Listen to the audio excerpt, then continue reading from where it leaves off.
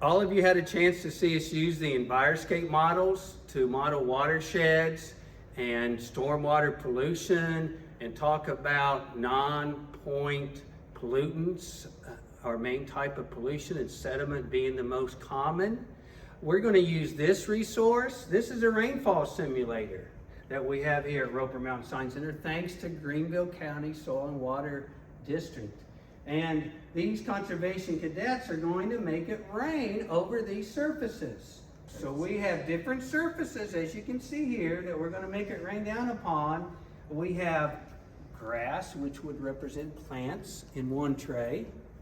We have simulated asphalt in the next tray. And then we have some roof shingles.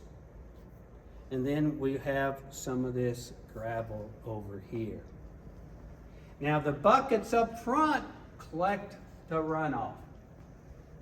We have buckets underneath, and you'll get a chance to see those when we take that off. They're going to collect any water that infiltrates down through the surface.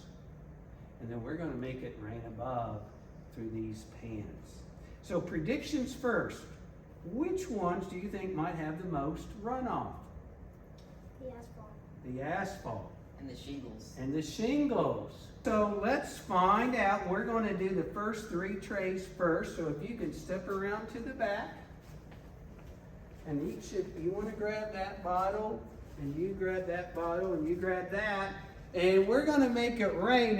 Now when you gently pour these in at the top, pour it all in, but gently. We don't want it to splash out. And then when you're finished, you can place the bottles down and come around to the side and watch it rain down and see. So let's go ahead and make sure it gets inside there.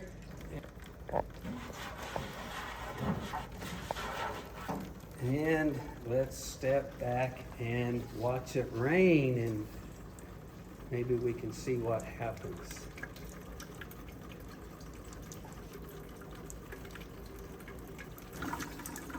So what are you observing? The grass has almost no runoff at all. Yes. So you can see from the side, is it infiltrating and going down? Yeah. Reflecting in that? Okay. Now, one of you mentioned the word porous, right? Which surface is porous? The grass. The grass. So in porous surfaces, like grass, or natural surfaces, water is going to soak in, and that's very important to recharge groundwater and have less runoff, and that's where we need the water. So if this is called porous, what are these surfaces called? Non-porous surfaces. And so what happens is that anything that gets dumped or anything onto asphalt, and even roof shingles, is becomes part of stormwater pollution. It runs off like before. It gets into the drains. It goes into the drains and goes into our waterways untreated. So what do you think is going to happen?